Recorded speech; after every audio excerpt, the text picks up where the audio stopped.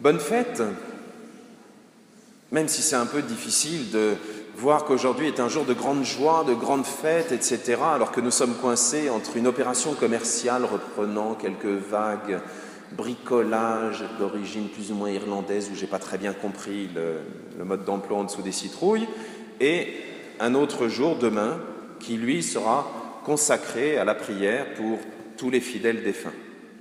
Aujourd'hui, c'est la Toussaint, donc même les enfants peuvent le comprendre, c'est la fête de tous les saints. Voilà.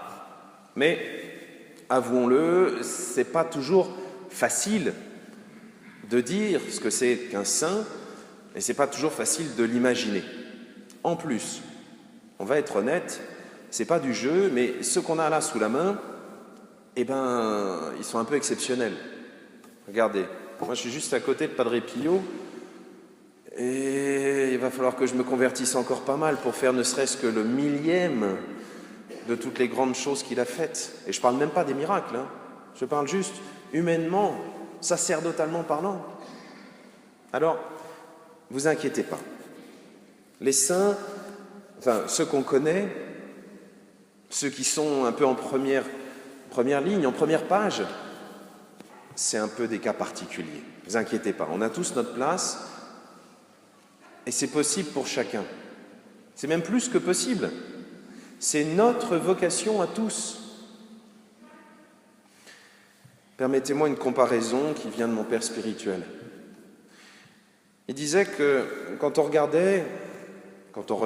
c'est aujourd'hui, hein, quand on regarde la terre vue du ciel, vue du paradis, hein, pas simplement lorsqu'on est parachutiste ou cosmonaute, lorsqu'on regarde la terre vue du ciel, c'est un petit peu comme lorsque nous regardons le ciel, comme hier soir, avec une belle nuit étoilée, sans nuages. On voit déjà cette grande lumière qui brille, parce qu'elle reflète le soleil, c'est l'église, c'est la lune, mais on voit toutes ces petites étoiles qui sont là, et qui sont tellement vivantes, tellement belles. Et pourtant, c'est une toute petite lumière qui fait que lorsque le jour est levé, on ne les voit plus. Un peu comme quand nous venons à la messe, on a cette lumière fantastique de Dieu qui est là, et on semble tellement fragile, comme petit bout de sainteté. Et on se dit que c'est pas facile. Alors c'est vrai, quelquefois, il y en a qui éclatent au firmament comme des étoiles filantes. Ma Sainte Thérèse, là, comme étoile filante, à peine quelques dizaines d'années de vie, morte si jeune et pourtant ayant fait de si grandes et si belles choses, à tel point que, à travers elle, on découvre la sainteté de toute une famille. Ses parents sont saints, sa sœur est sur le point d'être déclarée sainte. Mais les plus grands saints, ils sont peut-être ici aujourd'hui. C'est peut-être une personne qu'on a croisée aujourd'hui, hier. C'est peut-être cette voisine qui porte ses souffrances en offrant des « souvenez-vous » à chacune de ses difficultés, pour chaque enfant, petit enfant. C'est peut-être cette personne qui, avec un courage qu'on a beaucoup de mal à imaginer, va pardonner. C'est peut-être, et vous voyez, la liste pourrait être infinie. Alors tout ça, c'est bien, mais ça ne nous dit pas comment nous allons être des saints. Parce qu'on a tous l'impression que de là où on est parti, il va y avoir du travail. Alors, c'est vrai, parmi les saints, on a par exemple Saint Pierre, qui est représenté là-bas, et qui a mal commencé. Il était pire que Judas, puisqu'il a commencé comme un traître, et 3 fois il a trahi Jésus. Et pourtant, aujourd'hui, il est la figure même, l'exemple même du pape, celui qui conduit l'Église par cette confiance absolue en Dieu. Mais plus que ça, chacun de nous sommes capables d'être des saints. Permettez-moi un petit rappel historique. Pour ceux qui ne sauraient pas d'où vienne la fête de la Toussaint, il s'agit d'un de ces renversements dont Dieu a le secret. Au début, c'était une espèce de superstition terrible. L'Empire romain était rempli de gens superstitieux. Ils pensaient que chaque source, chaque arbre était une sorte de divinité.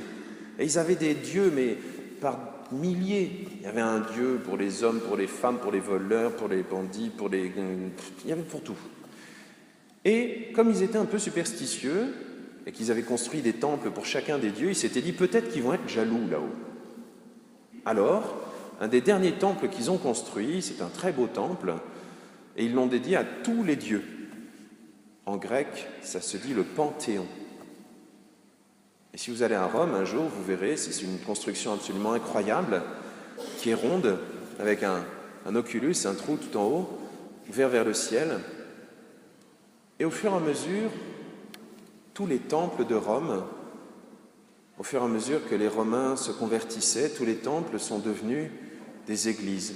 Ou alors, à la place des temples qui étaient tombés en ruine, des églises ont été construites. Un peu comme Saint Martin a fait en Gaule.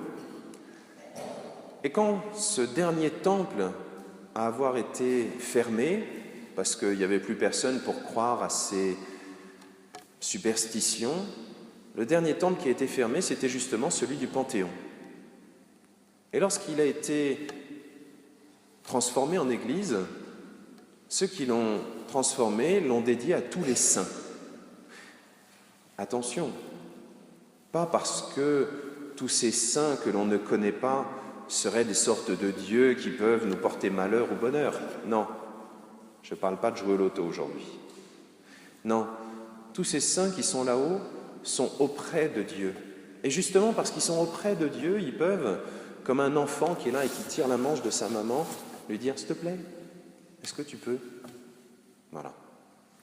Et donc, pour être sûr de ne pas oublier, de demander aussi à tous ces saints qui sont là-haut leur aide, on a décidé que cette fête de la dédicace de l'Église de tous les saints serait une fête pour tous les chrétiens du monde.